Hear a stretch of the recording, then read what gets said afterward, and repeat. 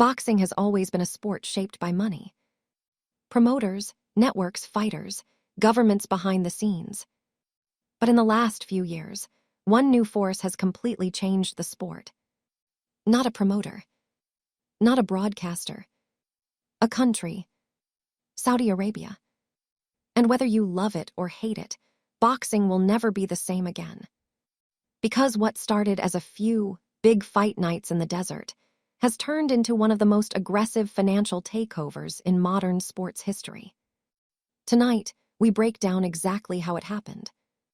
The money, the events, the politics, and the power shift that shocked the boxing world.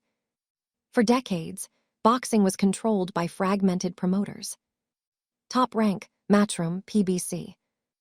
And fights were often delayed for years due to politics and negotiations. Then came Saudi Arabia's Vision 2030 strategy, a national plan to diversify its economy away from oil and into global entertainment. And boxing became a key tool.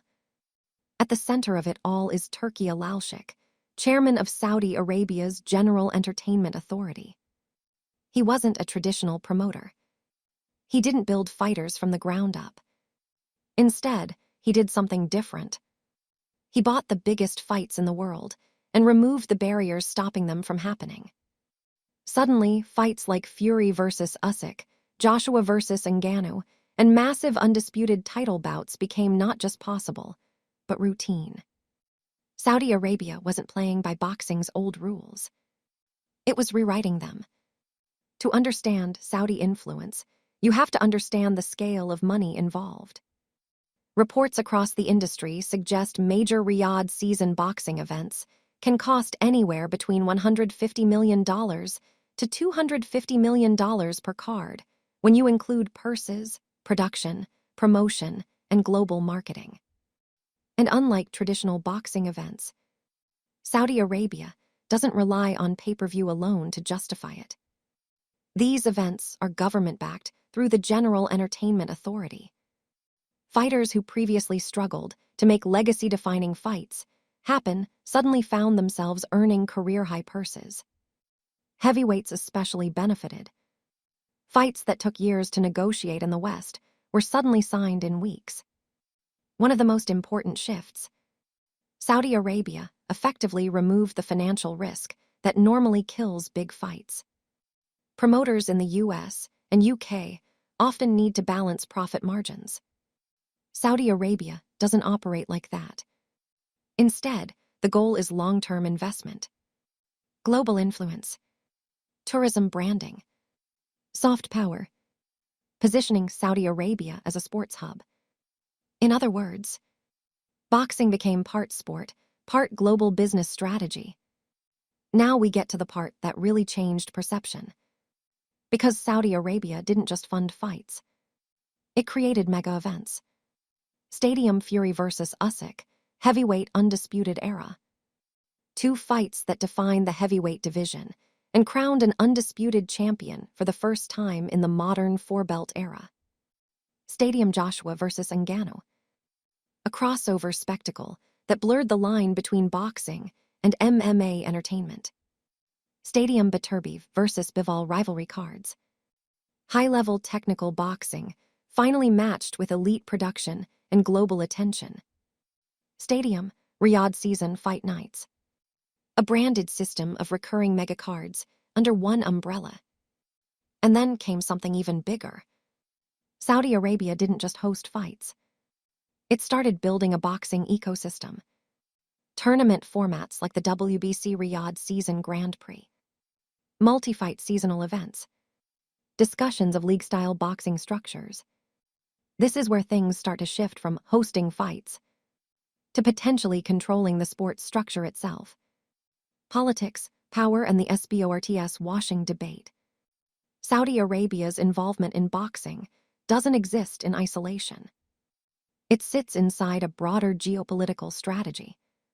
Critics argue this is sports washing, using global sport to improve international perception. Supporters argue it's modernization and investment in global entertainment. But the reality is more complex. Saudi Arabia is not just funding boxing. It is building influence across football, golf, Formula One, esports, and now boxing at its highest level.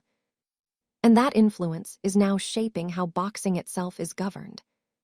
Recent proposals even explore restructuring boxing into centralized league-style systems, similar to MMA, with unified promotion models backed by Saudi investment groups. That would fundamentally shift power away from traditional promoters and sanctioning bodies. Even political debates in the United States have begun to touch on this. Some lawmakers and fighters have raised concerns that centralized boxing models could reduce fighter autonomy and concentrate power in corporate-backed organizations. In simple terms, boxing is no longer just a sport negotiating TV deals. It's becoming a geopolitical asset. Has boxing actually benefited?